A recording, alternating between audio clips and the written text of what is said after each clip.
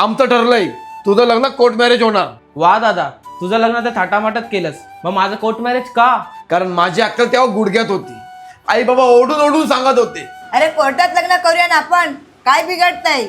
काय माझे लग्न आणि कोर्टात? अगं सगळे मित्र आणि नातेवाईक हसतील माझ्यावर. अरे यात हसण्यासारखं तरी काय आहे? बाबा, कोर्टात लग्न म्हणजे फक्त सही करायचं आणि मोकळं व्हायचं. लग्न कसं पाहिजे? थाटामाटात, फुल मजा मस्ती.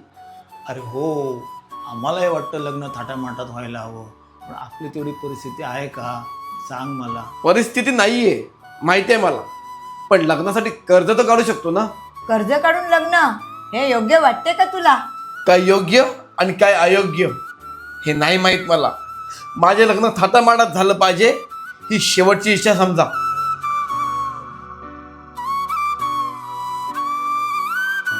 चिराग, कर्ज काढून तर मी माझे लग्न थाटामाटात केले, पण माझ्या लग्नाला 6 वर्ष झाली, तरी मी अजून ते कर्जच फेडत आहे.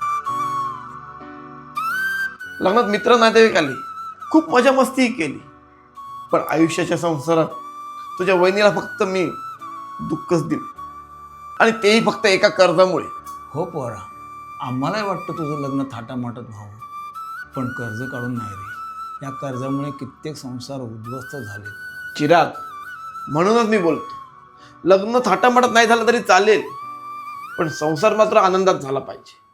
दादा, आता मला समजलं, लग्न हा 1 दिवसाचा असतं, पण संसार आयुष्यभराचा. दादा, आता मी पण ठरवलंय, कोर्ट मॅरेज करून कर्जाशिवाय नवीन आयुष्य सुरू करेन. अगदी योग्य विचार केलायस बघ.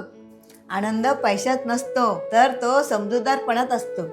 आणि कर्ज घेऊन केलेला आनंद आयुष्यभराचं ओझं बनतं. हो चिराग, लग्नाचा थाट 1 दिवसाचा, पण कर्जाचं ओझं रोज जाणवतं. जेव्हा मला समजायचं होतं तेव्हा मी समजलो नाही, पण तू योग्य निर्णय घेतलायस. थाटामाटात लग्न करायला कुणाचा विरोध नाही, पण कर्ज काढून लग्न करणं हे काही योग्य नाही. माझी तुम्हाला हात जोडून कळकळीची नम्र विनंती आहे, कर्ज काढून आपलं आयुष्य, आपला संसार उद्ध्वस्त करू नका.